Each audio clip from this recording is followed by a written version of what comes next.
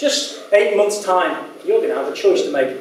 You're going to be stood there in a voting booth with your pen poised above the ballot paper, wondering where to put your X, aren't you?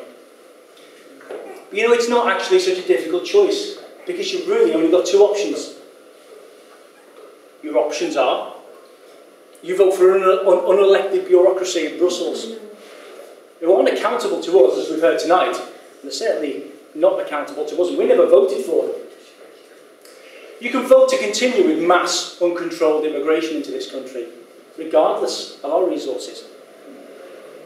You can vote to have housing developers build what they want, where they want, when they want, how they want, regardless of what you think. Or you can vote UKIP. You can vote to restore democracy. And it really is a black and white choice. It's UKIP, it's everybody else. Because it doesn't matter if you vote Liberal, Labour, Conservative, Green. You scratch the surface, they really are all the same. They're lovers of the European Union more than they're lovers of you. Now, it's not surprising when somebody like UKIP comes along and starts rocking the boat that there are accusations thrown around. And there are rumours and rumours of rumours and some damn lies, to be perfectly frank. So I'd just like to take a minute or two just to explore some of those with you. UKIP is not an anti-immigration party. We are not an anti-immigration party. If you're a doctor, if you're a nurse, if you're an engineer, if you're an IT worker, if you're somebody that can make a valuable contribution to our country, you'll always be welcome here. Always be welcome here. What we stand against is uncontrolled mass immigration, the sort of immigration that changes the very nature of our society, makes our communities unrecognisable. Right now in Britain there are around 1 million unemployed young people.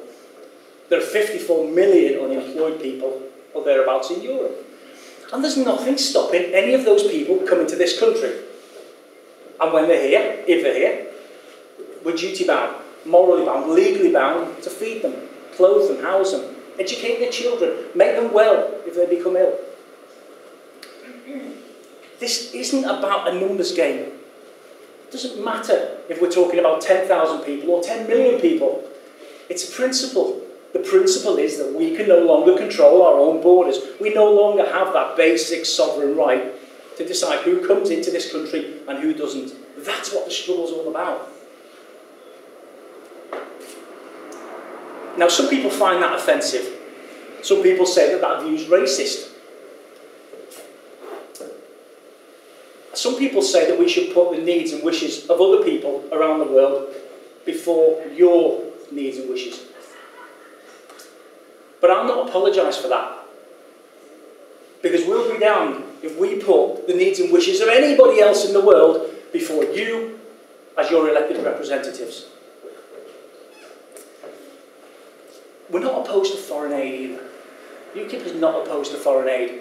We know our place as the 6th largest economy in the world, our duty to help those who are less able to help themselves. What we stand opposed to, though, is foreign aid that exists to meet a manifesto promise of 0.7% of GDP. Because what that leads to is our money, your and my tax money, being given to countries such as China, such as India. £250 million last year went to India. This is a country with a space programme. This is a country that has recently announced they're going to build the world's tallest statue. Now, does that sound like a country that needs my money and your money? Or does that perhaps sound like a country that should reassess its own values? There's one thing for sure, though. Before a single penny of our tax money goes abroad, I want to make sure that every man, woman and child in this country is fed, is warm and is safe. Because British aid will always come before foreign aid. We're not trained politicians. We're not trained public speakers. We're just normal people. We're no different from you. We've got jobs, we've got mortgages, we've got kids, we worry about our gas and electric bills. So forgive us when we make mistakes. I want to put that in perspective for you. If I take all of the people that have ever been broadcast across the media as representing UKIP, who've said some fairly crazy, abhorrent, sometimes disgusting things, and put them in a pot. And I take every other UKIP member, and I'm not talking about voters, I'm not talking about supporters, I'm talking about paid-up members, and put them in another pot. I have 99.5% of UKIP members here. These idiots don't represent me, they don't represent us, they don't represent our UKIP. Let me put it another way. Does anyone in the room seriously think that every Labour Party supporter thinks that white people should play divide and rule over black people? Of course they don't. It's ridiculous. It's a deeply offensive statement to make. But hang on. Labour MP, an MP nonetheless, Diane Abbott said that in 2012. So does that make it true? Of course it doesn't. No more than it does if I've said every Conservative supporter believed that women who wear burqas look like bin bags, despite the fact that Chris Giordani said that, a Conservative councillor. Those sort of allegations only seem to apply to UKIP, don't they? Now, you know, as politicians, they say that we should go around patting dogs on the head and kissing small babies, don't they? I was getting a little confused. I'm never sure if it's the other way around. But, but just to make sure and to be ever resourceful, I brought my own baby tonight, sat there at the back. So that's number one granddaughter. She's only 2 weeks old, and this is her first UKIP meeting.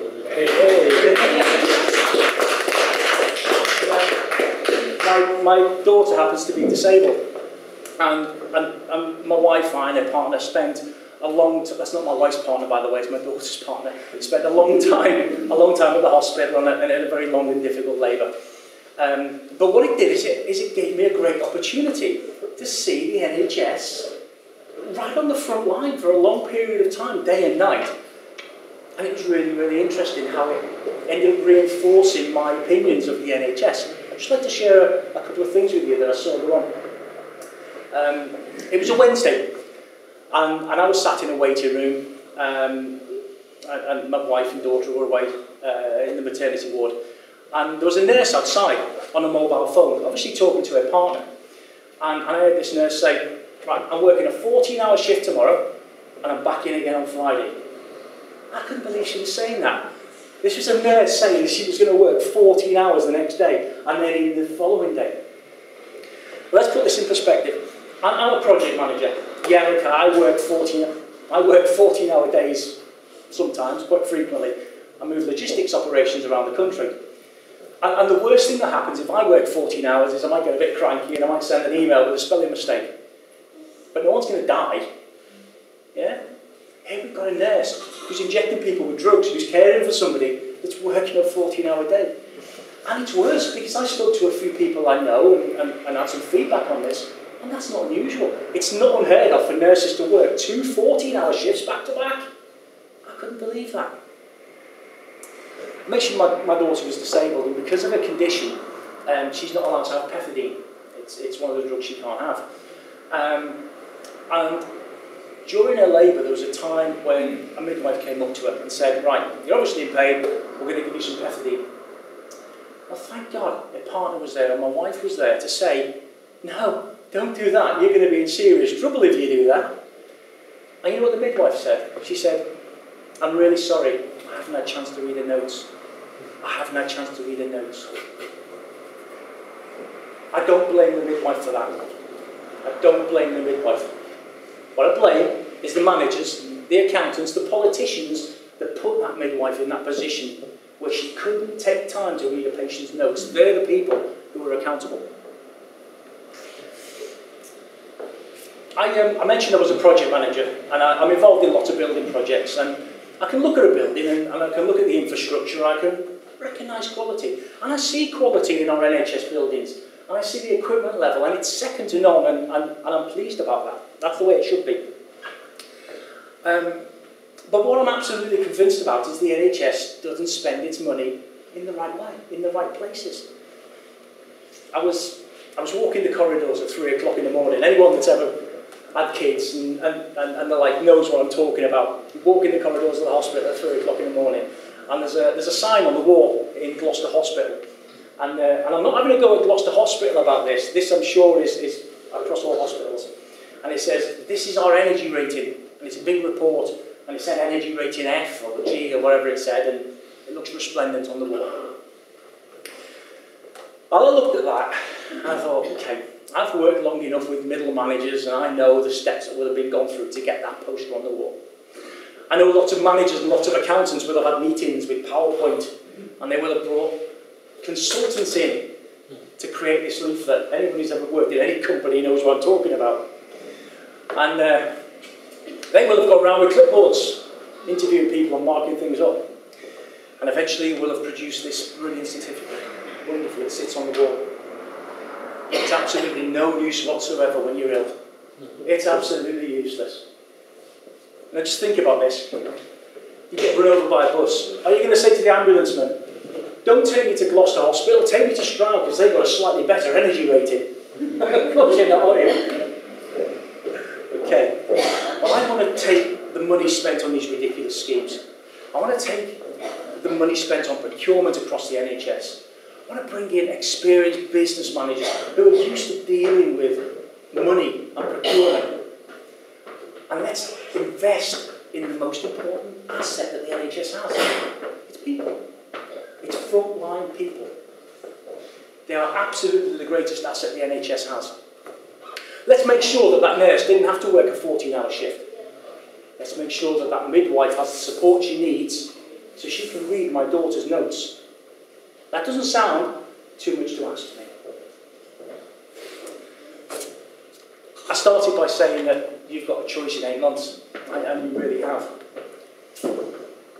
But you know, if you decide to vote the same old way, then don't be surprised if you get the same old people doing the same old things. Or you can vote a different way. You can vote to send people to Westminster with some fire in their bellies, who are going to shake things up a bit. You can vote for UKIP. Thank you very much for listening to me this evening.